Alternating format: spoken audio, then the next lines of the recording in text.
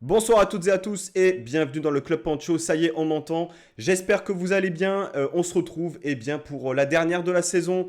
Ça y est, 38e journée passée. L'OGC Nice a terminé cette saison assez chiante quand même, hein. On va pas se le cacher. On est bien content qu'elle soit terminée, mais elle s'est quand même terminée positivement avec une victoire de prestige contre l'Olympique Lyonnais hier soir, 3 buts à 1. L'OGC Nice, voilà, qui part en vacances sans savoir réellement qui sera l'entraîneur l'année prochaine. C'est un peu le sujet de l'émission du soir. On viendra dans un premier temps et bien parler du match, du contenu, de ce qu'on a pu voir à l'Alliance Riviera hier soir. Un bilan aussi de l'OGC Nice, version 2022-2023, version aussi, enfin plutôt bilan aussi lyonnais avec Clément qui est notre invité. Et troisième partie, l'actualité brûlante qui est naturellement le départ de Didier Digard. Pour m'accompagner ce soir, j'ai déjà le plaisir d'accueillir Anto qui fait son retour dans l'émission. Comment ça va, Anto? Bah écoute, ça va. C'est vrai que ça fait un petit moment que je suis pas venu. J'étais pas trop dispo. Et ben ça fait plaisir. On a gagné notre traditionnel Nice-Lyon de dernière journée à l'année prochaine, hein. Et puis voilà, masterclass de Sofiane Diop. On est là. On y reviendra sur ce match et particulièrement, je sais que ça te fait plaisir, cette prestation de Sofiane Diop. Cette fois-ci, c'est un retour et c'est celui aussi de Romain. Comment ça va, Romain? Ah ouais, bah ça va, Pancho, putain, ça fait depuis longtemps. Oh. Putain, franchement, ça m'avait manqué. Ouais, c'est sympa, hein. Ouais, Sympa de se souvenir des amis. Voilà, Mais, non mais t'as soufflé, mais, t'as soufflé contre Montpellier, voilà. mais par contre, je sais plus depuis combien de temps ça fait que je suis plus venu pour une victoire. Ça, par contre, ça a noté parce que je sais plus. Franchement, je n'ai plus. Parce que je crois que j'étais pas là contre Rennes. Enfin bref. Donc, non, pour la dernière de la saison, ouais, ça fait.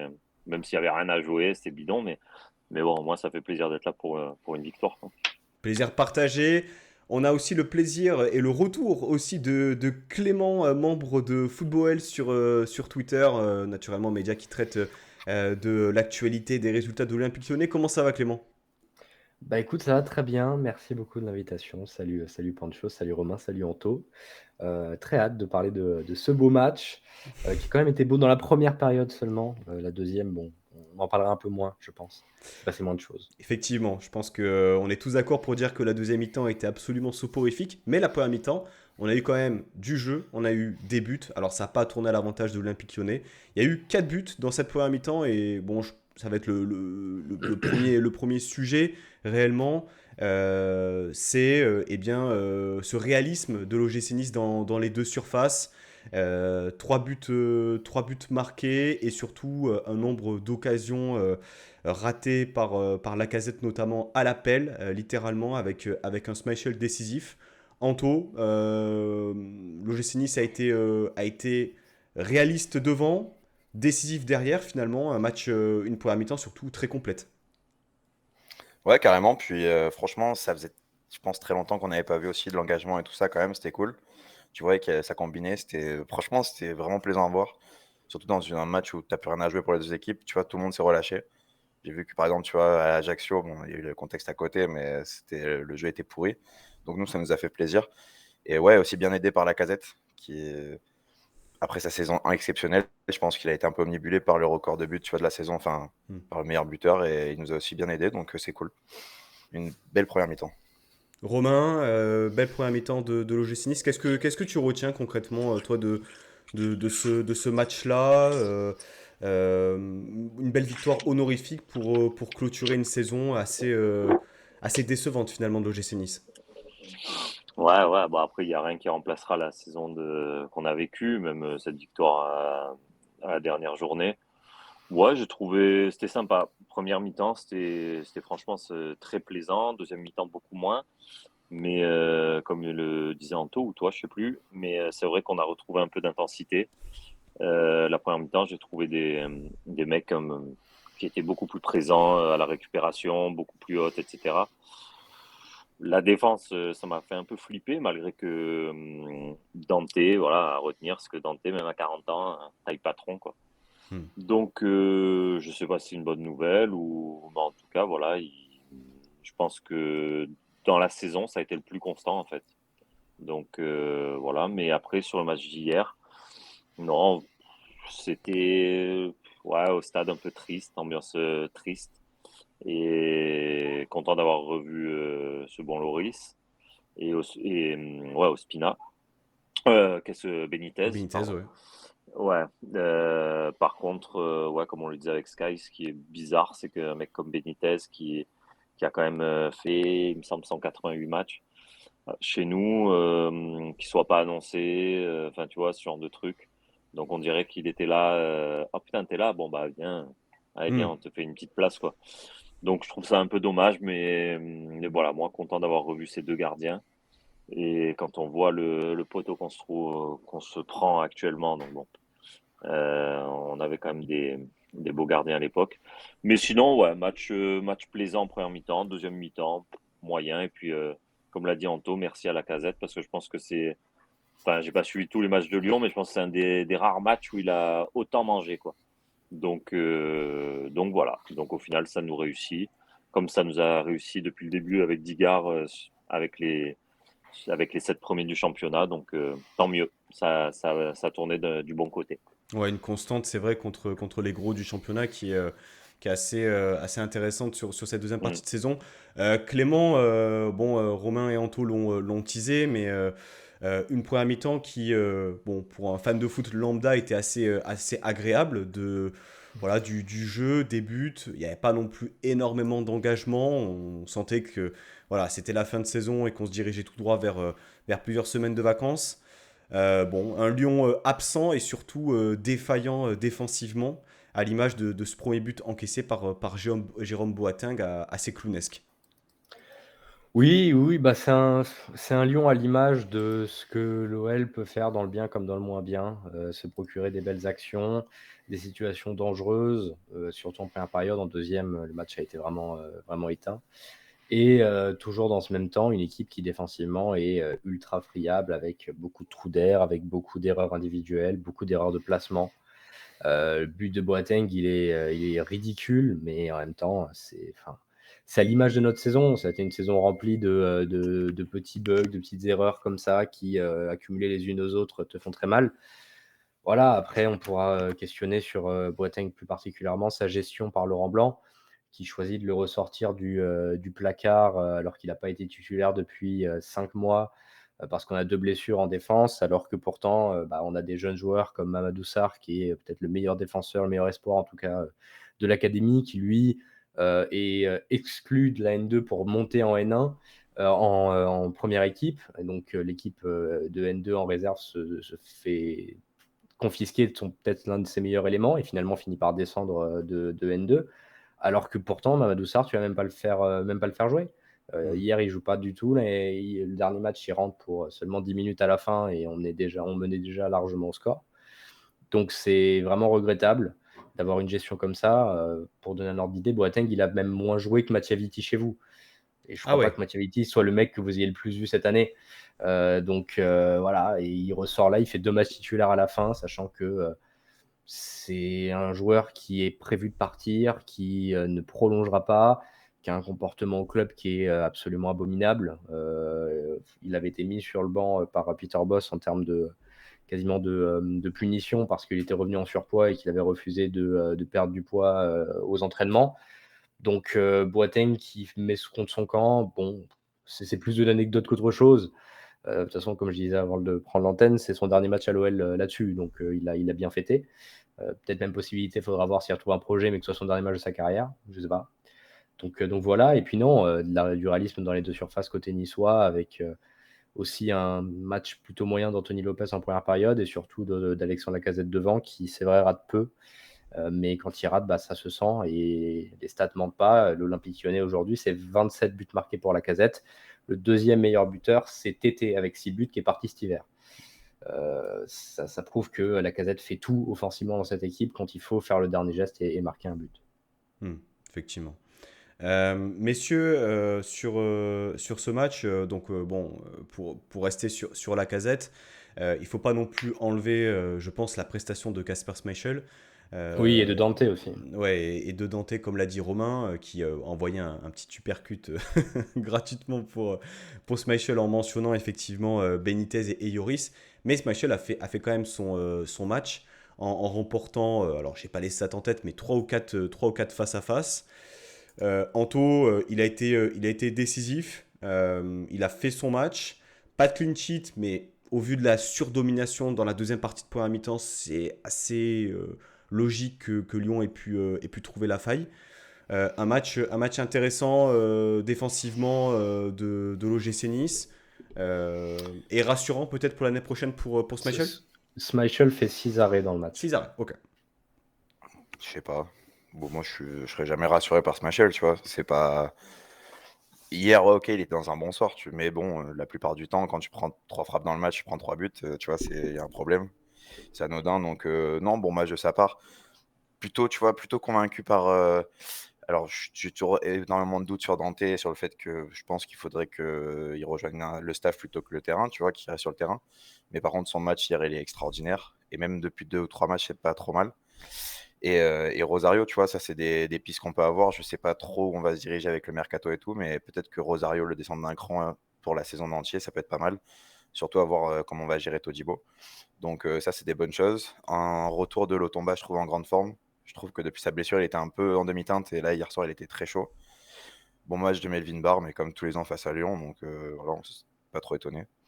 Donc ouais, défensivement, c'était pas trop mal. On est bien aidé par les Jeffinho qui a servi à rien par son but aussi, tu vois. Donc c'est un peu, on a été bien aidé. Cherki, pareil, tu vois. Donc ouais, Barcola nous a un peu bougé. C'est un super joueur aussi, Barcola, c'est cool. Ça, c'est cool pour Lyon. Ouais, et puis côté OGC Nice, bon, on a parlé de Dante, de la défense de manière générale. Romain, il faut parler aussi d'une performance, c'est celle de Sofiane Diop. Un rôle beaucoup plus libre, beaucoup plus connecté aussi avec Mofi. Et à l'image finalement du but de Gaëtan Laborde où Mofi réalise une talonnade eh bien, somptueuse, on peut le dire, hein, connectée à Diop. Bon, Lopez, effectivement, peut-être une faute de main sur l'action, mais il y a de bon augure et une garantie peut-être pour la saison prochaine. Qu'est-ce que t'en as pensé? Non, bah, Thumer, c'est le profil qu'il a manqué pendant une certaine partie de saison quand tu affrontes des blocs bas. Et ce joueur qui est capable, par un dribble, une passe, à faire des différences, on n'en avait pas. On était censé avoir Pépé, mais il faisait aucune différence. On n'avait que Thuram dans le registre où bah, voilà, il percutait, mais c'était le pauvre, il pouvait pas le faire pendant 90 minutes, quoi. Donc c'est vrai que bah voilà, t'as un joueur qui sait éliminer dans des petits espaces, faire la bonne passe. Donc non, c'est très intéressant. Et j'aimerais vraiment le revoir dans le cœur du jeu et pas bloqué sur un côté. Donc ça faisait depuis un moment que je regardais plus les matchs, ça m'a un peu dégoûté.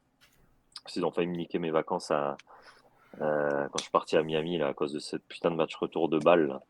Donc je l'avais un peu en travers la gorge. Mais c'est vrai que hier, bah voilà, en étant au stade, j'ai vu ce que ça donnait. J'entendais beaucoup aussi qu'il faisait des grosses performances. Et en effet, voilà, c'est le joueur qu'il te faut au milieu de terrain, dans l'entrejeu, voilà, qui sait faire un contrôle dans les pieds. Le ballon il bouge pas et il peut se retourner. Voilà, donc j'ai beaucoup aimé ouais, cette connexion maintenant.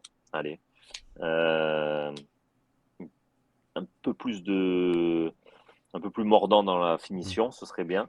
Mais ça va venir, ça va venir. Après, la confiance, le fait qu'il se blesse un petit peu moins aussi, ouais, je suis très confiant avec Diop. Anto, je te Sur- laisse. C'est ton moment, vas-y. À mon moment de gloire. Non, c'est important parce que tu vois, c'est un joueur qui a été énormément décrié avant qu'il se reblesse bien en février, non, mars peut-être, je sais plus. Mais il a été énormément décrié et en fait, c'est comme Thuram, tu vois, où tout le monde lui a vraiment craché dessus en fin de saison. C'est des joueurs où les gens attendent qu'il state en fait, en réalité. Et Diop, tu vois, on est d'accord, franchement, quand il va commencer à marquer 2-3 buts et tout ça, par-ci par-là, vraiment délivrer des bonnes passes décisives, ça sera vraiment top joueur. Mais en tout cas, dans le jeu, il t'apporte tellement. Et notre phase descendante, elle est quand il se blesse. Et bizarrement, ben là, depuis quelques matchs, je retrouve un peu de jeu à Nice. c'est son retour. Donc, Hmm. c'est un joueur qui est hyper important à Nice. Quand tu as des profils comme Mofi et Laborde qui sont pas des gros créateurs, il faut que tu en aies. Et il l'a très bien fait. L'entente avec Boudaoui était cool aussi au milieu de terrain. J'ai vraiment bien aimé. Et Digard avait fait le choix hier de le laisser faire ce qu'il voulait, un peu à la Ben Arfa quand il était chez nous. Et ça a très bien marché. Donc, j'espère que le futur coach pourra faire aussi ça de Sofiane Diop, tu vois, de le laisser faire ce qu'il veut, qu'il va à droite, à gauche, et les autres compensent. C'est très, très bien. Et je pense aussi, au sujet de Diop, il faut pas oublier que avant de sa première blessure en fin d'année 2022, c'était aussi un maillon essentiel du collectif. Il avait staté quelques fois, notamment il me semble contre 3. C'est lui qui marque le but contré par Laborde contre Brest. Au Parc des Princes, il avait Marseille. été pas mal. À Marseille aussi, il avait été. À Lens aussi, pas mal du tout, sans stater. Mais effectivement, je crois que Prime avait dit qu'il avait été titularisé que 15 fois cette saison. Ce qui est mine de rien, c'est Ce même qui est pas la trop moitié. peu, ce Ouais, qui c'est est trop trop peu. peu pour un joueur de cette qualité-là. Encore aujourd'hui, à l'instant T, je comprends pas comment Monaco l'a laissé partir. Pour moi, c'est une anomalie qu'il soit pas encore à Monaco. Non, mais Diop, il a été vraiment excellent hier et ça passe aussi par le fait que le système tactique de Laurent Blanc, j'ai pas compris. Hmm. Le fait de te dire que tu vas avoir, quoi qu'il arrive, soit la board, soit Mofi qui va être dans l'un des deux de devant qui a été capable de décrocher, avec en plus à Sofiane Diop qui, certes, est côté gauche, mais en fait était totalement libre et jouait dans l'axe. Bah, en fait, c'était juste exposé à avoir ces deux joueurs libres dans l'intervalle constamment, pouvoir leur servir des ballons dans le dos des milieux de terrain et casser l'équipe en deux, parce que tu avais une consigne tactique que j'ai toujours pas compris, de Tolisso et Cacré prennent en marquage individuel BKBK et Boudaoui.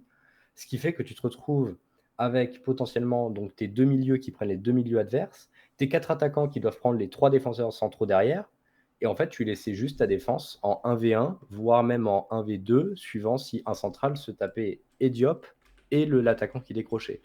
Donc en fait, c'était juste constamment laisser une équipe coupée en deux sur le terrain et ne pas réagir. Et ça a permis à Diop de faire le match parfait qu'il a fait. Enfin, parfait. Il n'a pas tout bien réussi, mais le très bon match qu'il a fait. Et là-dessus, non, c'est simplement très très bien joué à lui. Il a été excellent dans les interlignes.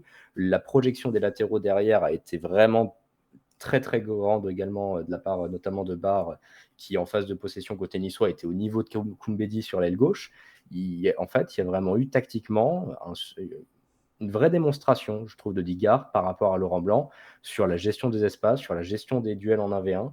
Et c'est pour ça qu'en première période, Lyon, ils mettent beaucoup de temps avant de se réveiller parce que déjà, il y a l'adaptation tactique au contexte et le but contre son camp qui te met un gros coup derrière la tête. Mais derrière, Lyon n'a pas existé avant de vraiment reprendre le lead, où là, tu arrives à commencer à créer des actions, etc., à faire du jeu.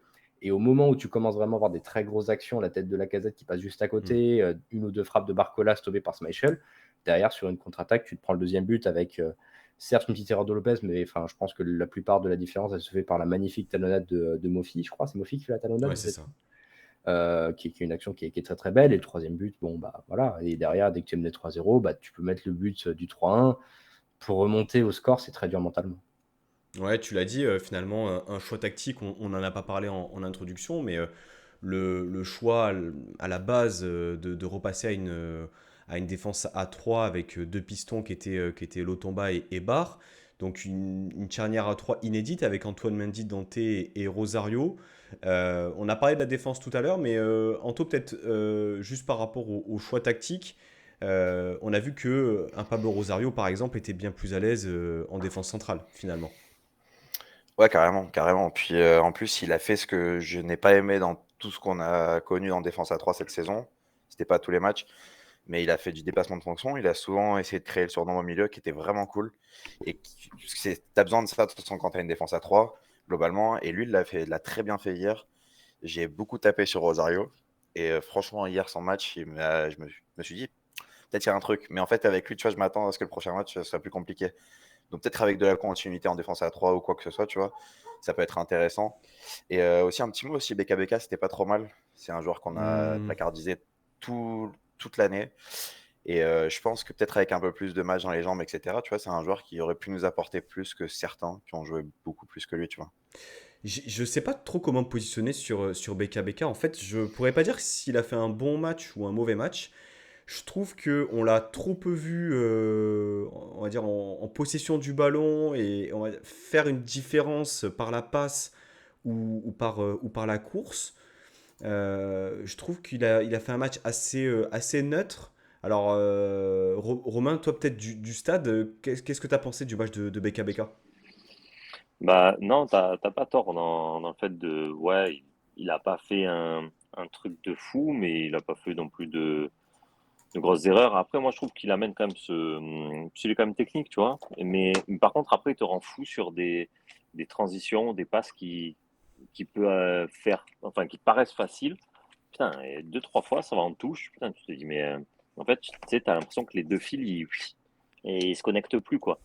Mais après, c'est dur de gérer un mec comme ça, parce que le pauvre, il a fait une saison sur le banc, quoi. Hmm. Et quand à certains matchs, tu vois un mec comme Belayan qui sort du centre, lui passer devant et tout, tu vois, des trucs comme ça. Putain, tu sais que mentalement, faut être fort, hein, pour même à être à ce niveau-là mentalement. Il y a plus d'un joueur qui aurait lâché quoi à l'entraînement. Et au final, je trouve que malgré une prestation où c'est sûr tu le vois pas pendant 90 minutes, mais je trouve que c'est plutôt cohérent dans par rapport au peu de temps de jeu qu'il a eu quoi. Voilà, Hmm. donc c'est pour ça que ouais, c'est sûr, et on va pas lui mettre un 8 ou un 9, mais par contre, voilà, avec la saison difficile qu'il a vécue, je trouve que c'est plutôt cohérent et il aurait mérité qu'on le voit un peu plus quand même. Et j'ai aussi l'impression, alors je peux peut-être me tromper, mais qu'il a pas c'est pas un milieu à profil défensif. C'est-à-dire que j'ai l'impression du moins, il semble être un peu plus attiré par l'offensif. Bah, Alors, c'est possible que ce soit peut-être un milieu, on va dire, box-to-box, mais en tout cas, euh, bon, j'ai l'impression, alors, il se doit peut-être de travailler un peu plus défensivement. C'est peut-être ce choix-là aussi de le mettre au milieu de terrain, du moins dans ce dispositif-là. C'est Clément, tu voulais intervenir sur BKBK? ouais, bah, sur BKBK, dans le milieu et dans la construction du milieu actuel de Nice sur ce match-là, c'était lui qui avait plus vocation à se projeter par rapport à Boudaoui. C'est ça aussi qui donne cette impression-là, je pense. C'était pas Boudaoui qui allait vraiment se projeter et aller plus de l'avant. Quand on avait un Laborde qui soit prenait totalement le couloir, soit qui était dans l'attaque à deux avec Mofi, c'était lui, BKBK, parmi ce milieu à deux-là, qui allait un peu plus haut sur le terrain, alors que Boudaoui aller un peu plus dans la protection en restant un peu plus bas, même si tu étais déjà protégé par ta défense à 3. Hmm. Ok. Boudaoui, qui est crédité d'une superbe passe décisive. Alors, défense lyonnaise totalement apathique là-dessus, hein. Marquage lâché, Koumbendi un peu Bah, aux fraises, hein, mais ouais, bah, c'est ce que disait le commentateur Prime Vidéo. En fait, tu as 5 Lyonnais dans la surface, tous regardent le ballon, personne ne regarde où est placé Mofi, personne ne regarde les déplacements des joueurs. C'est vraiment apathique. Boateng ne bouge même pas, alors que le ballon il est 2 mètres devant lui. Est-ce que c'est qu'il a peur de faire un deuxième CSC, qu'il n'ose pas y aller? Si ça, c'est un problème, parce qu'un défenseur, il ne faut pas qu'il ait peur de toucher le ballon. Mais en tout cas, oui, peu importe les raisons, c'est pas acceptable quand tu te veux de jouer l'Europe, quand tu te veux d'essayer de jouer la Champions League, que c'est l'objectif qui est clairement annoncé. Tu peux pas faire ce genre d'action défensivement, quoi. Défensivement, ça a été à l'image de cette année, des alignements qui sont pas faits, des déplacements de fonction de certains joueurs qui sont pas compensés, des incompréhensions entre les joueurs. Tu as des moments où Koumbedi, il suivait le décrochage de Mofi, et du coup, il demandait à Barcola, qui était 10 mètres devant lui, d'être 40 mètres derrière pour aller prendre Bart qui prenait à la profondeur. Enfin, il y a pas j'ai l'impression qu'il n'y a pas de communication dans cette défense, et forcément, bah, ça se paye cash. hmm. J'ai une question. Ouais. À Lyon, on y croit, enfin on y croyait à la sixième place qui était potentiellement qualificative parce que si Toulouse a ce fameux bug, Non, ou non, pas du tout. mais déjà, à partir du moment où même Laurent Blanc a dit à 5 ou 4 matchs de la fin de la saison que l'Europe s'était râpée, alors que mathématiquement c'était encore possible, Hmm. on sentait qu'il n'y avait pas un grand espoir. Parce qu'encore une fois, tu es un Olympique Lyonnais qui est tellement inconstant. Tu arrives à battre le Paris Saint-Germain, 4 jours plus tard, tu perds en demi-finale contre Nantes en faisant un tir cadré dans le match. Tu arrives à perdre contre Clermont et perdre sur un CSC sur la dernière seconde contre Marseille, où c'est 3 joueurs lyonnais qui touchent le ballon quand même avant de marquer le but. Tu as vraiment ce sentiment que tu n'es pas capable de concrétiser toutes les occasions que tu as. Quand tu vois la fin de saison de Monaco, quand tu vois les erreurs et les occasions laissées par Lille qui arrivent à perdre contre Angers, tu dis, bah, Lyon, normalement, si tu joues bien, si tu joues ton coup à fond, vu les erreurs des autres, même en étant un peu moyen, ça peut passer. mais Lyon ne saisit aucune des occasions qui sont les siennes pour pouvoir potentiellement remonter. Donc à partir de ce moment-là, moi j'avais beaucoup de doutes sur la capacité à être européen avant le match de Clermont, et depuis la défaite de Clermont, pour moi c'était impossible. Clermont, c'était il y a 4 ou 5 journées, il faut que je regarde. Euh, Anto, Romain ou même Clément, est-ce que vous avez quelque chose à rajouter sur le match d'hier soir? Une prestation individuelle, un autre élément hors terrain, quelque chose qui mérite selon vous qu'on se penche un peu dessus. Moi, je suis, moi, je suis deg qu'on n'ait pas pris Barcola. Voilà, parce que. Mais apparemment, putain, qui c'est qui m'a dit ça? Je me rappelle plus. C'était ici ou je sais plus qui c'est qui m'avait dit ça. Que Barcola, si Blanc n'était pas venu à Lyon, apparemment, Nice devait le récupérer cet hiver. Alors, c'est pas exactement. C'est que si jamais Toko C'est pas n'était ça? pas parti. C'est si Toko n'était pas parti en prêt à Ah, c'est Rennes. ça. Parce que en fait, c'est l'histoire d'un drame heureux, Barcola à Lyon. Barcola débarque, on va dire, avec un vrai statut de potentiel titulaire à partir du moment où Toko, qui fait un match absolument abominable, je ne sais même plus c'est contre qui, sort, se fait siffler par tout le stade, et où d'énervement, il balance un coup de pied dans une poubelle, il se casse la gueule à moitié, et donc à ce moment-là, c'est les premières rumeurs qui disent non mais Toko ne veut plus remettre les pieds avec le maillot de l'Olympique Lyonnais au stade, et donc demande son départ, même si lui préférait partir en prêt à Rennes avec l'ambition de pouvoir se qualifier pour l'Europe, alors qu'il avait des offres du golf notamment. Et donc à ce moment-là, Toko s'en va. L'OL n'a pas forcément le budget et préparé le mercato, parce que l'OL ne prépare pas ses mercatos, pour pouvoir le remplacer. Et donc du coup, c'est Barcola qui est propulsé numéro 1. Mais si jamais si jamais Toko n'était pas parti et qu'on avait gardé Toko tous les 6 prochains mois, c'est sûr que oui, Nice était très intéressé, il y avait une offre et c'était potentiellement possible que ça se fasse, d'autant que Lyon cherche toujours des sous actuellement. Mais Barcola, extraordinaire, pas forcément surprise, mais on en a même plus que ce qu'on attendait. On savait qu'il pouvait apporter beaucoup plus que Toko, qu'il avait une vraie capacité déjà à rentrer intérieur et à pouvoir percuter sur son pied droit. Mais là où il faut quand même rendre un petit peu un truc à Blanc, c'est de l'avoir mis côté droit. Alors moi j'étais vraiment très sceptique au début, mais il redevient un peu ce ailier non faux pied. C'est une mode qui est très nouvelle, les ailiers faux pieds, mais lui est un vrai ailier qui joue côté droit, pied droit, et qui a des prises de profondeur qui sont vraiment, vraiment fortes. On l'a vu lors du dernier match contre Nice, il fait 2-3 prises de profondeur, 2-3 appels qui sont vraiment tranchants et qui étaient vraiment, vraiment bien sentis. Donc Barcola, non, très, très bon hier. Il est 5 buts, 8 passes, non? C'est pas ça? Oui, quelque chose du style. Il aurait fait toute la saison, il aurait fini en double-double. Donc vraiment voilà, ouais, c'est ça, hein. une très, très grosse saison. Parce qu'il joue vraiment à partir de quand? En février? Ouais, oui, janvier, février, par là, c'est le début. Ouais, janvier-février. 5 buts, 8 passes. Oui, et puis finalement une grosse satisfaction par rapport à la saison de l'Olympique Lyonnais, un joueur qu'on n'attendait pas à ce niveau-là, qui arrive à être régulier, très jeune, qui enchaîne, qui n'a apparemment pas été blessé pour enchaîner autant, ou du moins très peu. Oui, il n'y a pas eu de grosse indisponibilité, non. Concrètement, pour cette saison et pour les perspectives pour l'année prochaine, Clément, quelles sont les garanties sur le fond de jeu créé par Laurent Blanc qui, toi, te sautent aux yeux et te permettent peut-être d'être un peu optimiste? Encore une fois, c'est très dur parce que l'Olympique Lyonnais a besoin de sous vis-à-vis du rachat. Textor doit rembourser les prêts qu'il a fait pour pouvoir acheter le club. Lyon est toujours le club le plus endetté de France après avoir construit son stade. Donc déjà, tu n'es pas certain de conserver tous tes actifs les plus chers cet été. Castello Luqueba, Textor a même avoué, Textor, que l'OL avait planché sur 70 millions de départs cette année. Aulas avait planché avant que le club soit racheté sur 70 millions de départs. Là, à voir avec le rachat par Textor, à mon avis, c'est ton avis, mais je pense qu'il y aura quand même des gros départs, notamment Castello Luqueba, qui quand même aurait pu partir pour plus de 50 millions d'euros à Chelsea cet hiver, qu'on a refusé. Donc, c'est dur de se projeter, de savoir exactement sur quoi tu vas construire l'année prochaine.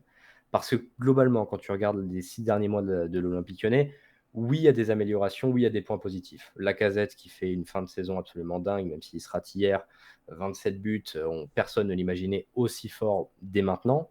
Ryan Cherki qui explose enfin comme titulaire et qui a enfin cette capacité à enchaîner les matchs et à être performant chaque match dans un rôle axial qui est le sien. Barcola qui vraiment progresse et qui fait vraiment beaucoup, beaucoup de différence.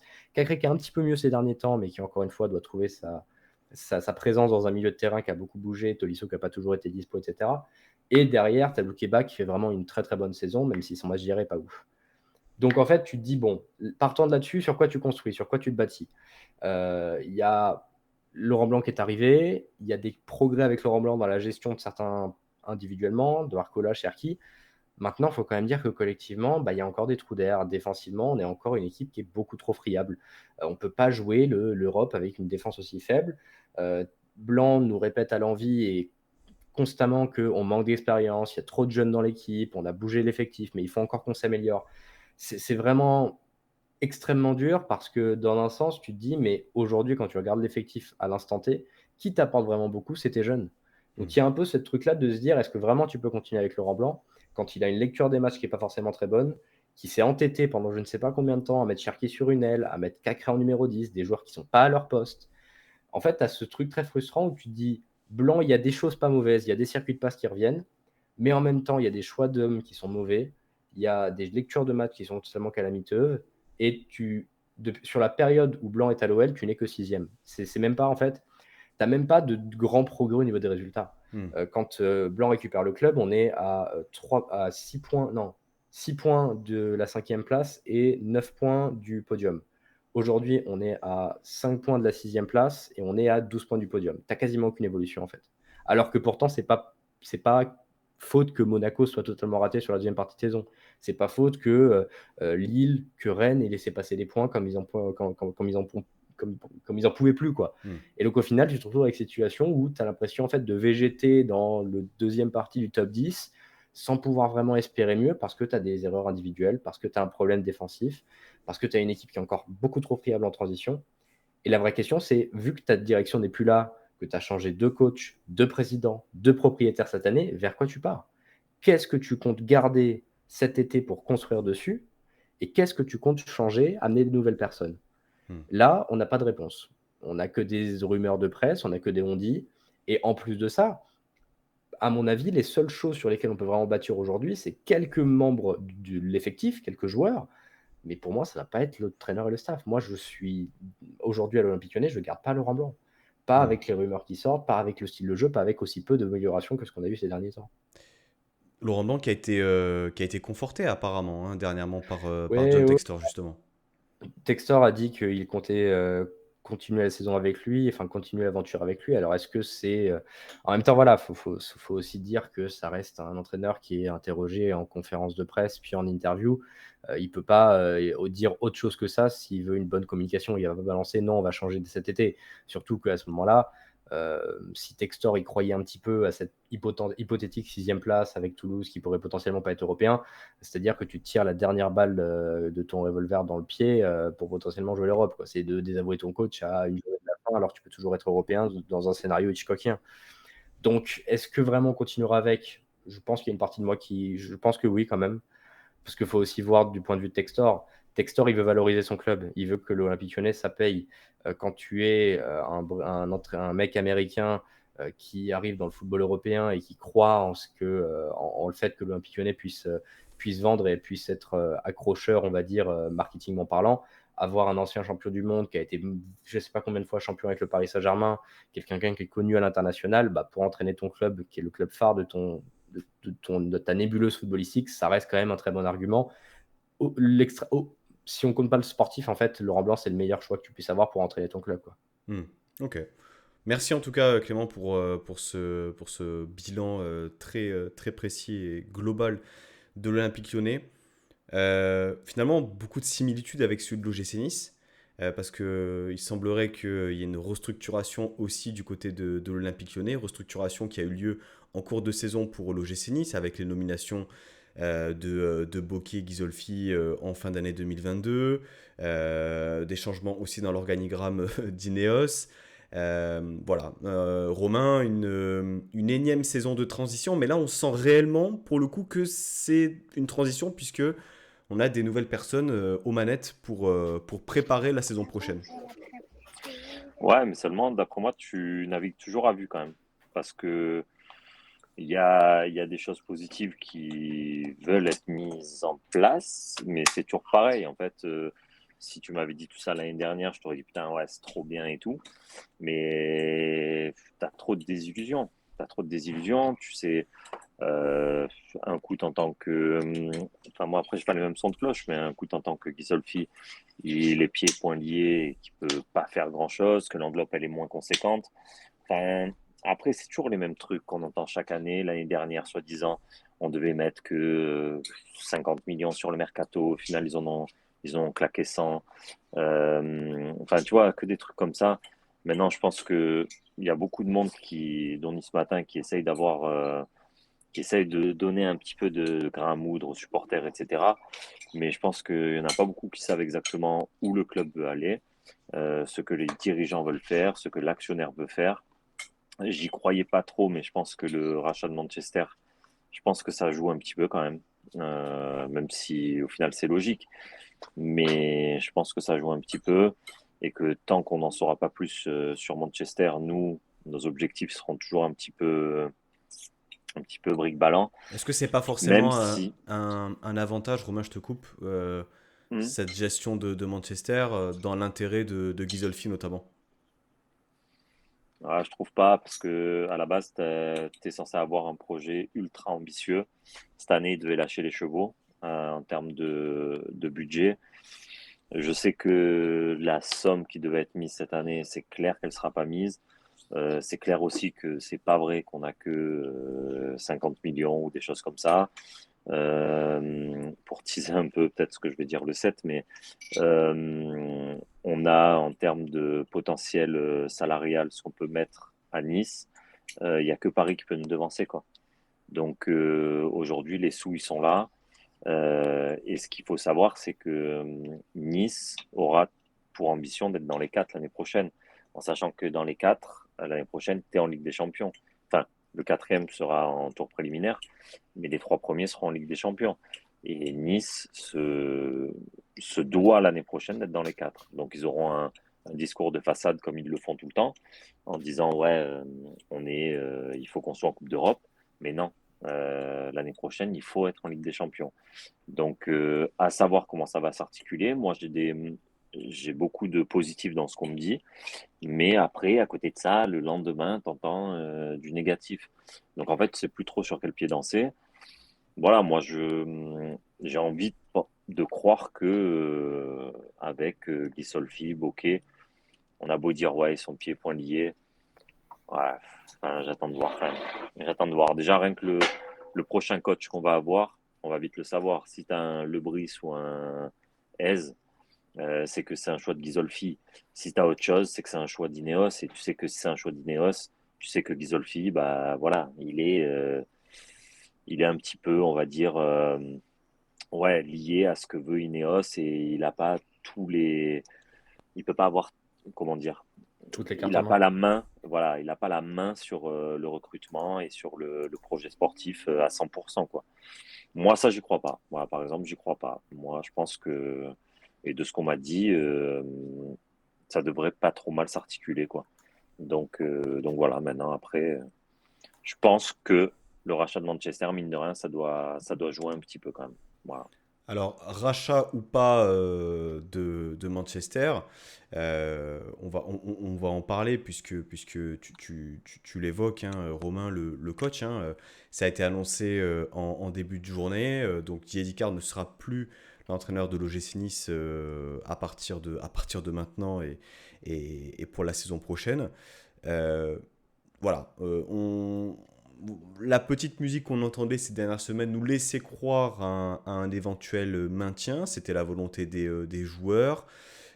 C'était peut-être aussi, c'est une supposition, une volonté de Ghisolfi qu'il a intronisé. Hein. Encore faut-il le rappeler dans un staff club, comme il l'appelait avec Sablé et Duria. Digard qui part du club, alors qui part peut-être de l'équipe première, peut-être pour y rester, avec les jeunes éventuellement. Là, déjà, en termes de timing, le match de Lyon est passé, le lendemain, il y a des actes. Digard nous disait qu'il n'était pas forcément fixé en conférence de presse. Est-ce que c'est de la com ou pas? Est-ce que son sort est scellé depuis un certain temps. Comment tu te positionnes, toi? Est-ce que tu sens que ça va être quelque chose d'assez huilé, d'assez fluide, ou est-ce qu'on va naviguer à vue, comme dit Romain, comme l'été dernier? En fait, si tu veux, alors déjà, moi je pense que Digard le savait déjà. Et si j'ai bien compris, toi et Matt aussi, vous trouviez que sa fin de match, etc., le Ben, très souriant, d'aller serrer la main à tout le ouais, monde et tout voilà, ça, tu vois, ça faisait. juste cette petite partie, parce que donc j'étais pas au stade, mais à la télé, pour les personnes qui ont vu le match à la télé, euh, ça sentait que il vivait ses derniers instants en tant que numéro un, il était hyper enjoué, hyper souriant, il voulait profiter, il voulait se faire kiffer tout simplement pour sa dernière. Du moins, ça laissait transparaître ça. Je te laisse poursuivre, Anto. Ouais, donc je pense que c'était aussi. Puis après, est-ce que lui était certain à 100%? Tu vois, je pense il devait savoir qu'il était un peu sur la sellette et peut-être qu'il a essayé de jouer toutes ses cartes parce qu'on l'avait vu en conférence de presse, aller un peu à droite à gauche, un peu tout faire pour peut-être rester, tu vois. Après, sinon, je trouve ça très bien que ça se fasse très vite. Il y en a marre tu vois, d'attendre 3 mois pour avoir un coach et tout ça. J'ose espérer que le successeur, on va le trouver plutôt rapidement, que d'ici 10 jours, tu vois, on aura un coach et qu'ils ont avancé dans des discussions avec certains. Parce que si jamais tu n'es pas certain d'avoir un bon coach l'année prochaine, bah, tu vas te retrouver un peu con de ne pas avoir regardé Gdigard, tu vois. Donc, je pense que ça a travaillé comme il faut, j'espère en tout cas. Et on verra où on va, tu vois. Après, c'est vrai que, comme je le vois, le Brice, par exemple, parce que c'est Aise, on l'aura jamais. Enfin, en tout cas, il est fou s'il vient. Et le Brice, tu vois, je suis pas sûr que ça soit un bon choix si tu as viré Zigard pour prendre le Brice. Je trouve ça un petit peu bête. Après, peut-être que je me tromperai et que ça sera un super coach. Mais j'ose espérer qu'on aura autre chose. Et par contre, tu vois, je pense qu'il faut pas trop juger est-ce que Digard c'est bien ou pas qu'il parte tant que t'as pas le nom du nouveau. Je vais y arriver, le nom du nouveau coach. Ouais, c'est vrai que bon, on suppose que si Digard quitte le club, le board a déjà un avis bien fixe Ah, mais sur son t'es obligé. remplaçant. Enfin, je veux dire, il se serait pas mis dans T'es une obligé. situation compliquée comme ça. T'es obligé de. Pour moi, là, le fait que Digard soit éjecté aussi vite, et c'est là où je suis pas sûr qu'il le savait. Peut-être qu'il s'en doutait, mais il le savait pas officiellement en tout cas. Tu penses, Mais Romain, que au soir de la victoire de Lyon, il ne savait pas non, qu'il allait partir? non, Bah, c'est terrible. C'est à moins, terrible. à moins qu'on me l'ait pas dit. Mais après, attention, il faut savoir aussi que ce qui a beaucoup énervé les dirigeants, c'est sa gestion calamiteuse du Ramadan, hein. Il y a eu une grosse gestion de merde, hein. Donc, et c'est pour ça, et si tu regardes nos résultats pendant cette période-là, ça coïncide un petit peu avec notre période de moins bien, quoi. Donc je sais que ça a beaucoup énervé au niveau du club. Mais après, juste pour revenir à ça, si tu dis à Digard aujourd'hui, bon, bah voilà, tu seras plus l'entraîneur, c'est que forcément, tu as un nom quasi sûr et un deuxième au cas où le premier, finalement, ça se défile un petit peu, quoi. Sinon c'est des fous. Sinon, c'est des fous. Tu vas finir avec Joria, quoi, au bout d'un moment. Donc, voilà, pour moi, on devrait être fixé très, très rapidement. Ok. Voilà.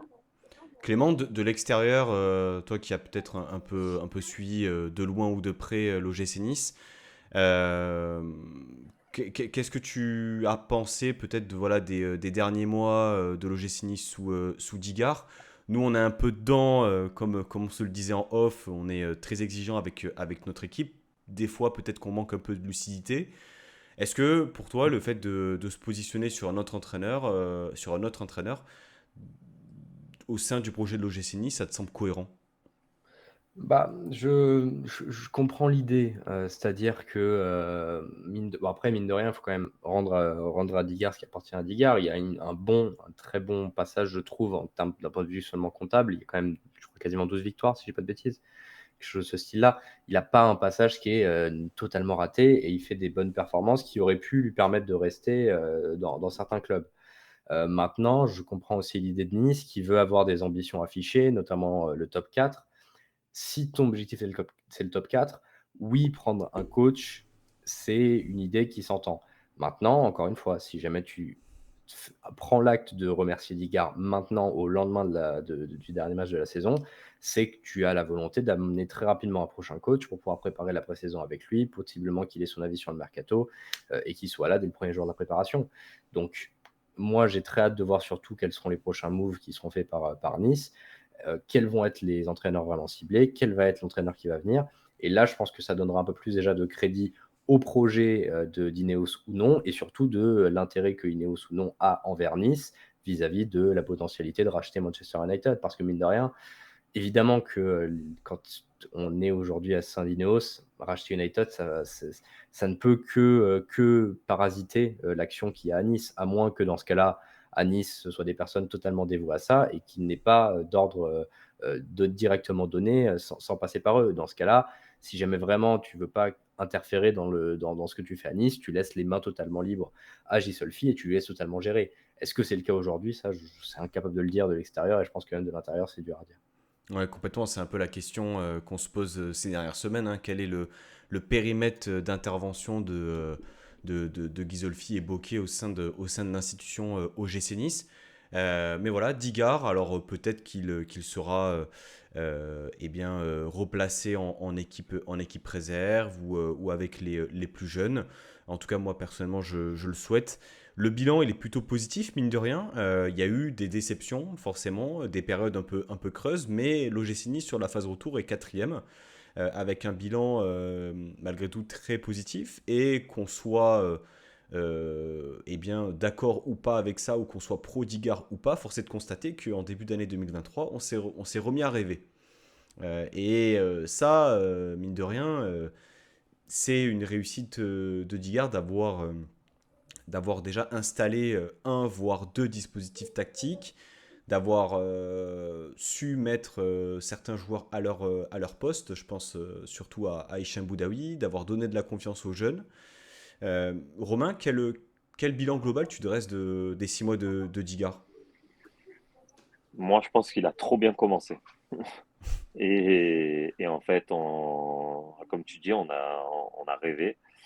Et du coup, bah, quand il y a eu la période de moins bien, et qui était très prévisible, mais nous, on la voyait pas, parce qu'on avait nos trucs, on regardait le calendrier, on se disait, ouais, vu les matchs qu'on vient de sortir, bah, on voit pas contre qui on peut perdre, quoi. Mais au final, non, au final, après, c'était positif, parce que, comme tu dis, c'est un jeune entraîneur. Les premiers matchs, bah voilà, il te fait une série incroyable. On retrouve un peu du jeu, on revoit des buts. Enfin bon, même si le jeu il a pas toujours été fou, mais au moins on revoit des victoires. Maintenant, moi, ce que je lui reproche, c'est ce que je disais tout à l'heure, c'est quand j'ai su voilà la gestion un peu du Ramadan qui a été un peu bof et où j'ai l'impression qu'il a ouais, il a vraiment tout donné pendant cette période à la religion et pas trop au sportif. Et je trouve dommage quand tu es sportif professionnel bah voilà, de zapper un mois de compétition quasiment. Enfin, enfin là, je sors du bilan de Digard, mais toutes ces périodes de Ramadan, etc., j'ai l'impression qu'on en entend parler depuis 2 3 ans et qu'avant, enfin, ça impactait aucun club, quoi. Donc après, bon, ça, on rentre dans des trucs un peu space, mais bon, voilà. Donc moi, j'étais très déçu de la performance des joueurs contre Bâle, parce qu'on se devait d'aller en demi-finale. Pour moi, on se le devait.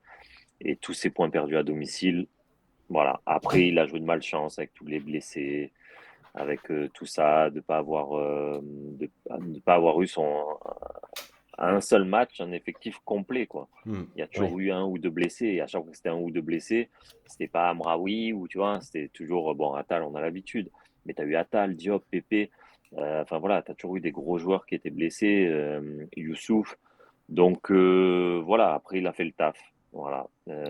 J'ai vraiment hâte de voir si jamais il retrouvera un poste rapidement, et je serais très curieux de voir s'il retrouve un poste d'entraîneur ailleurs, dans un club de Ligue 2 ou de milieu de tableau Ligue 1, peut-être en milieu de saison si un coach s'en va. parce que quand même, il a un environnement club qui est extrêmement dur avec toutes les affaires concernant Galtier, Fournier, etc. Ouais, il y a eu La ça gestion aussi. du Ouais. Mais Ramadan, toutes les blessures. Il n'a pas été garni du tout, Mm. Digard, et il s'en sort quand même avec, je trouve, Mm. même les honneurs, même si tu as cette série de 6 ou 7 matchs sans victoire, qui fait vraiment mal, mais il y a quand même du très positif à en sortir. Et encore une fois, c'est ses premières expériences en coach, il apprendra. Si jamais C'est il est certain. intelligent et c'est pas quelqu'un de débile, Digard, je pense pas. De tous ces échecs-là, il apprendra et il saura mieux faire les prochaines fois.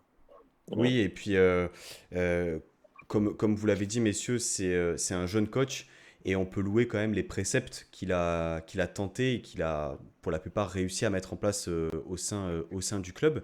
On a beaucoup parlé de ses conférences de presse, alors il n'est pas tout blanc là-dessus, hein, à remettre en cause et à remettre en place son capitaine, à faire porter la responsabilité des supporters sur le match de Toulouse. Mais j'en avais parlé dans la dernière émission et j'aimerais avoir votre avis. Finalement, je pense qu'il a aussi été un peu, on va dire, isolé. Et il a manqué aussi de poids, peut-être des dirigeants à côté, euh, où ben, on voyait qu'il était à l'aise dans sa communication. Je pense, à titre personnel, qu'il aurait dû avoir, à un moment donné, Ghisolfi ou Jean-Pierre River, ou peu importe, quelqu'un pour venir un peu à ses côtés, réaffirmer une confiance et montrer aussi que, eh bien, on ne le laisse pas seul dans la merde, hein, pardonnez-moi l'expression, parce qu'il a été aussi là-dedans. Parce que Mm. on sait que nous, on parle avec notre perception supporter, qui allons au stade ou qui regardons les matchs à la télé. On sait qu'il y a un fossé énorme entre la face visible de l'iceberg et ce qu'on ne voit pas. Anto, je t'ai vu faire non de la tête. Quel est ton avis là-dessus? Bah, moi, j'ai un peu le même avis que Romain, tu vois. Je pense qu'on a démarré trop fort et que sur plein de points, du coup, nous, on s'est mis à rêver, tu vois, côté supporter. Donc, dès que ça a été moins bien, direct, on s'est dit, bon, bah, finalement, tu vois, c'était qu'un coup de vent. Je pense que dans le club, il y a eu un optimisme énorme. Même, tu vois, il y a eu des petites déclarations, etc., de certains, Gisolfi, etc. On a vraiment mis Digard sur un piédestal dès le début. Et je pense que ça y a beaucoup joué. Je trouve que, par exemple, ces conférences de presse, je pense pas qu'il était abandonné, tu vois. Mais par contre, j'ai l'impression d'avoir pas le même homme en face de moi que celui qui est arrivé il y a 6 mois, tu vois. Dans, dans sa manière de parler, etc., quand il a pris le poste, je trouvais qu'il était assez transparent, alors peut-être un peu trop pour un club de football, ça je l'entends, mais assez transparent et qu'il disait les termes. Et puis petit à petit, j'ai eu l'impression qu'on revoyait toujours la même chose, tu vois, que tu vas faire un match dégueulasse à Angers. Et il te dit, bah, ouais, mais bon, quand même, on a tiré 15 fois, quoi, les gars. C'est cool, tu vois. Et en fait, tout ça, j'ai eu l'impression que c'est cette grosse série au début. Peut-être qu'il y a eu un peu prise de grosse tête. Tous les médias en ont parlé. Ça, c'était Digard, Digard Ball. Tu vois, je pense que ça l'a pas aidé parce que son bilan est bon quand même. Faut le dire, hein. C'est vachement mieux que la première partie de saison. Et dans le football, c'est pas trop mal. Après, voilà, tout le reste. Puis il y a cette élimination contre Bâle, c'est sûr, tu vois. Bon, ça, malheureusement, c'est comme ça. Mais, euh, Mais ouais, Digard, je trouve que c'est un peu mitigé à ce niveau-là et sa communication, je la trouve désastreuse, moi, personnellement. Donc, à voir par la suite pour lui, tu vois, je serais intéressé de voir ce qu'il fera peut-être ailleurs, un peu les pieds sur terre, tu vois. C'est dommage, en fait, après là c'est un avis personnel, hein. Je me fais le garant un peu de la défense de Digard parce que si on juge uniquement footballistique, donc on va prendre, on va dire, le bilan comptable et ce qu'on a vu sur le terrain, on a vu quand même des bons matchs. On a vu quand même des bons matchs, voire des très bons matchs qu'on n'avait plus vus depuis plusieurs années pour un gars qui arrive en cours de saison, qui n'a pas, on va dire, choisi son effectif, qui vient un peu comme le pompier de service pour, on va dire, rendre service à un club qui lui a beaucoup donné quand il était joueur. Maintenant, il y a aussi un autre élément, c'est que la défaite contre Bâle et l'élimination, elle est très dure à avaler. Je pense autant pour nous supporters que pour les joueurs, ça a été très dur. Mais elle intervient aussi un an après une finale de Coupe de France qu'on n'a pas jouée et 4 années de projet Ineos où on voit flou total. Et je pense que ça a été un peu il a été à tort par moment responsable de tout ça. On l'a pris un peu en grippe parce qu'on en a eu ras-le-bol. Et je dis on parce que il y a eu beaucoup de supporters dont je fais partie, qui, par moment, voilà, on est peut-être un peu, on réagit peut-être à chaud.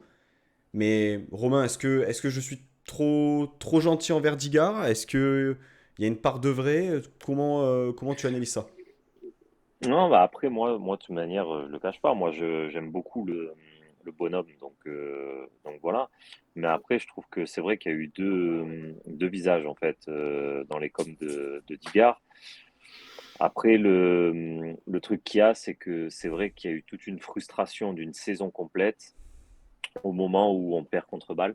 Et en fait, c'est la fin des rêves, quoi. Parce que tu avais perdu l'Europe en championnat, tu mets une équipe dégueulasse contre Brest, tu te fais soulever à Brest, et tout ça pour rien au final, parce que tu joues contre Bâle et tu sors des mecs à la 60e minute qui ont des crampes alors qu'ils n'avaient pas joué contre Brest. Donc ça, c'était lunaire carrément. Et je pense que tout ça, il y a un gros ras-le-bol. Et après, c'est vrai que à la décharge de Digard, c'est qu'au bout d'un moment, si tu as un mec qui prend la parole comme River, comme Guy Solfi, et qui te disent, voilà, on va dans cette direction, enfin, je sais pas, qui explique aux supporters ce qu'ils vont nous servir à manger dans les prochaines saisons. Je pense que déjà, peut-être, ça aurait atténué la colère de certains supporters, peut-être l'augmenter, hein, je sais pas. Mais tu vois, quand on nous dit, ouais, on va vous présenter Jean-Claude Blanc, le nouveau projet Hmm. et tout en février, on est au mois de mai, au mois de juin, pardon. Jean-Claude Blanc, il est là, il sait toujours pas qu'est-ce qu'il doit faire dans le club. C'est très grave pour un mec comme ça, avec un mec qui a fait quand même les beaux jours de Paris en termes de rayonnement médiatique, hein, on va dire. Mais de prendre pour un con un mec comme ça, enfin, là, voilà, ça commence à la foutre un peu mal. Donc, moi, après, je suis positif, mais j'espère que tout le monde sait là où le club doit aller, que tout va se remettre dans l'ordre petit à petit pour arriver dans le début de la saison prochaine avec une ossature bien en place, avec un coach bien en place, avec un projet de jeu bien défini. Maintenant, le Brice, moi, ça me fait pas rêver, je te l'ai déjà dit. Ça doit être lui, c'est un choix de Ghisolfi. Ok, moi je fais confiance. Voilà, j'ai envie de faire confiance. Ça me fera pas rêver, mais peut-être que Mais voilà, c'est. est-ce que justement c'est une nécessité de rêver? Mais c'est eux qui nous vendent du rêve. Ouais, mais et le problème il est là, Ouais, mais c'est que t'as- t'as- lorsqu'ils sont arrivés, ils nous ont envoyé des paillettes en disant on va challenger le Paris Saint-Germain, on va viser la Ligue des Champions. Ah ben 4 ans plus tard, t'en es où? T'en es où? ouais, mais Ton meilleur classement c'est cinquième. Mais c'est pour ça qu'aujourd'hui, moi, peut-être il y a 2, 3 ans, tu me disais, ouais, on va prendre Régis Lebris, bon, enfin, un mec de sa stature, on va dire. Peut-être que je me serais dit, putain, mais qu'est-ce que c'est cette merde et tout. Là, je suis tellement au fond que je me dis, pourquoi pas? Je me fais, tu vois, je me dis, allez, un mec, il a 1 an, ouais, il fait apparemment j'arrive pas, moi, en conférence de presse, je trouve mou qu'il en Mais peut non, plus. c'est un délit, c'est du petit Ouais, lait, ouais, c'est il du pue le petit lait, football, tout le monde dit. c'est du petit Ouais, lait c'est du ces petit conférences de lait. presse, ça parle football. Laisse-moi, qu'ils prennent un coup de café, hein. Un boule et un café. Non, Voilà, mais du petit lait. là-dessus, sur le projet niçois, à partir d'un moment où on a vu que de toute façon, promettre du bling-bling, quand même le bling-bling n'y arrive pas, ça sert à rien. Autant ne pas promettre de bling-bling, ne pas faire de bling-bling, mais prendre des entraîneurs avec un vrai Exactement. projet, une vraie cohérence dans toutes les facettes du projet, l'entraîneur, le directeur sportif, l'effectif. C'est ce qui marche le mieux. C'est que tout le monde aille dans la même direction, peu importe la direction que c'est. Et c'est ça qui est vraiment important. C'est pas grave si jamais le projet, c'est pas de mettre 5-0 à tous les matchs ou d'avoir un 3-4-4 hyper offensif. Si jamais tout le monde va dans le même sens et que tout le monde est d'accord sur le projet, sur la direction et sur la manière de faire, c'est là où on aura le plus de progrès clair dans la direction en question.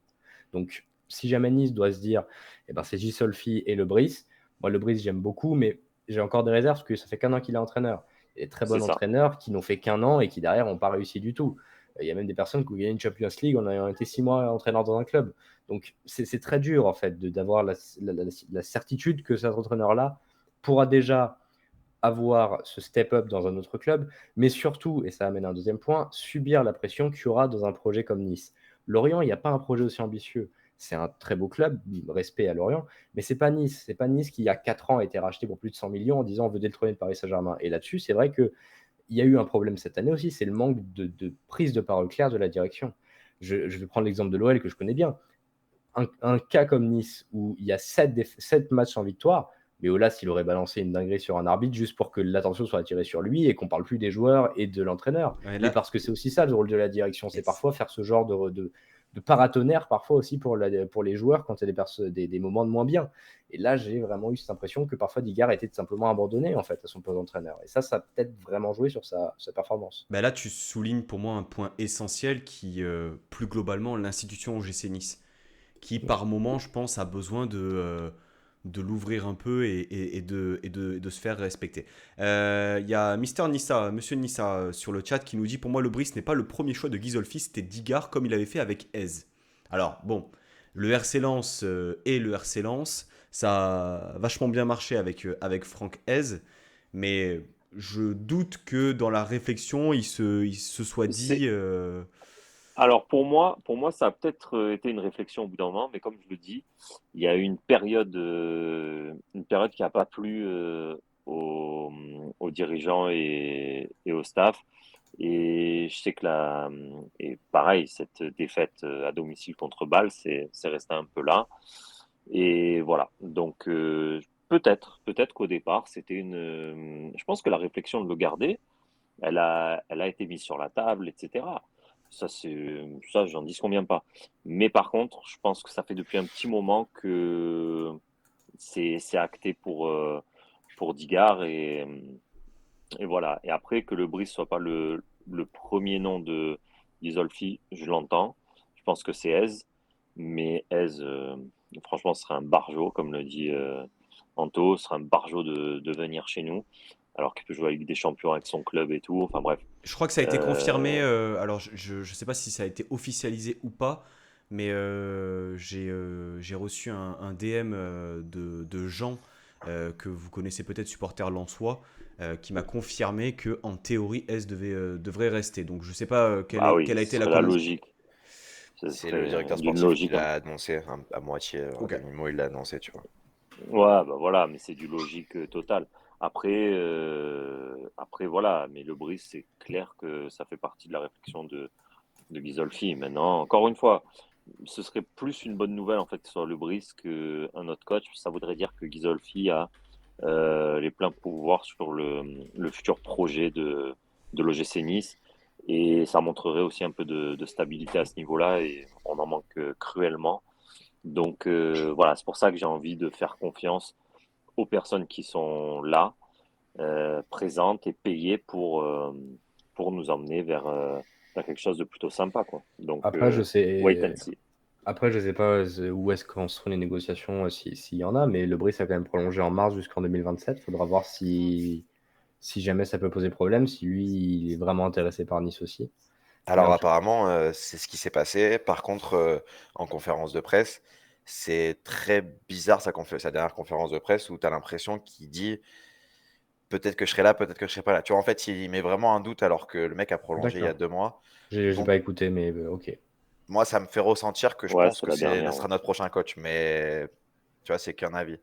C'est très particulier comme conférence de presse, je trouve. Après, il y avait eu également le discours de Franck Hez lors des trophées UNFP. Enfin, pour moi, on reste sur de la com. Même maintenant, est-ce que le Brice communique de ce style-là? Bon, j'ai quand même l'impression que c'est quelqu'un d'assez transparent.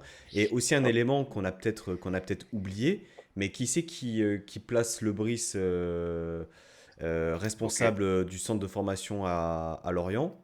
Je crois que oui, il me semble Ouais, que c'est bloqué, c'est, ouais. il me semble que c'est Bokeh. Il me semble que c'est Bokeh qui le place à ce moment-là. Donc, si le Brice du moins, si l'OGC Nice est intéressé pour faire venir le Brice, il y a Ghisolfi, mais il y a aussi Bokeh, hein, qui sont derrière parce qu'ils connaissent le bonhomme. Après, Hez et le Brice, leur conférence de presse, pour moi, c'est un peu différent. Parce que Hez, quand tu entends que tu as des Fofana qui doivent partir, Medina, je crois, ou je sais plus qui, non, je sais plus, ouais, je crois que c'est Danso. Medina, Danso, enfin bref. Hmm. Au bout d'un moment, le mec, il veut mettre un coup de pression aussi, quoi. Si tu m'enlèves tous les Ouais. joueurs, vas-y, ça sert à rien que je reste. Vas-y, je me barre et puis basta, quoi. Ouais, Donc, mais à Lorient, on a très bien pu lui dire bon, bah écoute, avec le rachat de Bournemouth, tu vas être l'antichambre d'un club de PL, hein. On peut, Ah, on, ça s'est on vu, peut, hein. on ouais, peut Et très que tous bien te les dire joueurs, ça, ils hein. ont pris. Non. ouais, ouais. Non, Bon. puis en plus, Franquès, tu vois, lui, il n'avait pas prolongé. Donc, tu vois, ça va sans doute se faire. Il va essayer de Ouais. négocier quand même. Ça fait partie du jeu, hein. Malheureusement, l'amour du football, c'est cool, mais il y a un bout d'un moment, Ez, c'est il normal a qu'il prenne un un... meilleur salaire, tu vois. Ez, il a un contrat, il a prolongé en 2022 jusqu'en 2025, si je me rappelle bien. Donc là, ça veut Ouais, dire mais, que fin d'année prochaine, il a 1 an de la fin de son contrat.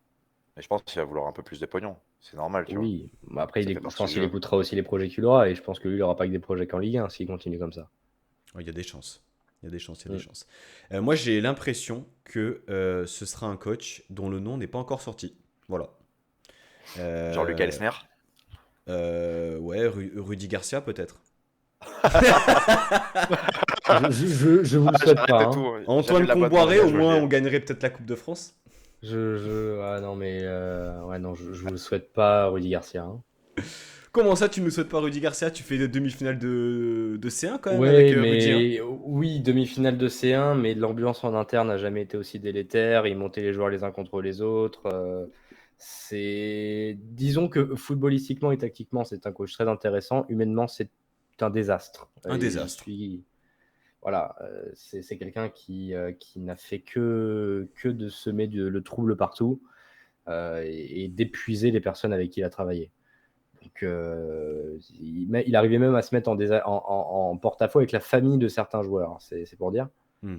Donc non, vraiment, Rudy Garcia, après, il peut s'assagir et trouver un club où il sera très bien, peut-être, mais je ne suis pas sûr que ce soit la meilleure des idées pour quelqu'un qui cherche un projet sportif et qui cherche à construire quelque chose avec une entente collective et avec une synergie. Parce que, évidemment, quand on parle également de Rudy Garcia, on parle de ses recommandations de joueurs au mercato parce qu'il veut placer ses amis agents, etc. etc. Ouais, bon. Ça, Alors qu'Antoine Camboiré, finalement, qui est libre aussi.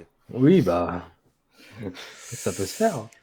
Antoine. Ça me fait tout drôle là d'évoquer certains noms d'entraîneurs. J'ai pas envie. J'ai pas envie finalement, Régis Lebris. Alors, pour terminer sur le chapitre un peu entraîneur, euh, je crois qu'il faut qu'on arrête aussi de vouloir, ça a été dit, hein, mais du bling bling, du flashy. Je pense que ça nous a complètement desservi sur les premières années d'Ineos. Parce qu'il y a eu une communication qui était totalement démesurée et qui ne correspondait pas à l'état du projet sportif du club. Ce qui fait que, forcément, tu rentres dans le mur et tu as des déconvenus. Les supporters sont hyper impatients. Les entraîneurs qui viennent peut-être aussi se disent que ils peuvent tout avoir, entre guillemets, mais n'ont pas ce qu'ils désirent.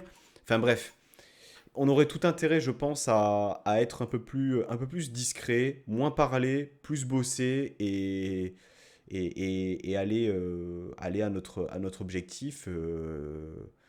Romain, quand tu dis objectif l'année prochaine top 4, c'est un objectif ou c'est une nécessité? Parce que c'est différent, tu vois. Bah, moi, comme on me l'a sorti, c'était plus une nécessité qu'un objectif. Donc, après, je sais pas, mais voilà. Donc, après, peut-être que j'ai mal. Après, tu sais, c'est. Voilà, sans porter atteinte aux Arabes, hein, mais c'est un peu le téléphone arabe. Donc tu sais, c'est quelqu'un qui le dit à quelqu'un et on me le répète. Donc, tu sais, plus la chaîne elle est longue, plus les Hmm. propos sont déformés. Donc, c'est un peu dur de savoir. Mais comme on me l'a dit, en tout cas, c'est plus une nécessité qu'autre chose. Parce que, enfin, moi, ce qui me fait rire un peu, c'est dans la presse, tu vois, ouais, Nice veut réduire son enveloppe mercato, veut réduire la masse salariale et tout, mais en contrepartie, tu gardes Schmeichel, mais en contrepartie, tu veux prolonger Ramsey, mais en contrepartie, tu souhaites ardemment, au bout d'un moment, faire digne. Mais enfin, tu vois, en fait, il y a tout qui part dans tous les sens. C'est pour ça que je te dis, d'après moi, il y a beaucoup de faux dans ce qu'on peut lire. Il y a certainement du vrai aussi, mais je pense qu'il y a une dramaturgie autour de Nice et cette fin de saison, enfin voilà, qui est assez, assez pesante. Donc pour moi, je pense, et attention, j'ai pas encore une fois la science infuse, mais de ce que j'entends, etc., je pense que réellement, il y a, oui, un projet qui sera certainement moins bling-bling parce que c'est ce qui est voulu par Ghisolfi, et je pense qu'il n'a pas un carnet d'adresses pour recruter des joueurs de standing bling bling. Mais par contre, les moyens, il les aura. Il aura peut-être moins de moyens, ce qui est sûr, que ce qu'on lui a dit, parce que ce qu'on lui a dit, c'était des moyens qui étaient assez colossaux. Mais on aura de quoi faire un beau mercato. Il y a énormément de départs qui sont prévus. Donc, euh, donc voilà, après, moi je pense qu'il faut pas. Il faut. Ouais, tu peux tout lire, mais par contre, faut pas tout croire non plus et tomber dans un pessimisme de fou. Après, voilà, moi je me veux toujours optimiste, mais voilà, le mercato il a pas commencé, qu'on entend dans la presse bientôt qu'on va pas passer à la DNCG, quoi. Attends, faut un peu se calmer un petit peu, quoi. Au bout d'un moment, ouais, voilà, l'enveloppe tu l'auras, hein, voilà. Après, mais surtout si tu vends Thuram. Et encore une fois, on te dit qu'on veut réduire la masse salariale, etc. Mais on fait tout pour garder Todibo et Todibo qui risque réellement de rester. Le seul qui peut potentiellement partir, et c'est loin d'être fait, c'est Thuram. Mais encore une fois, comme je te dis, c'est loin d'être fait.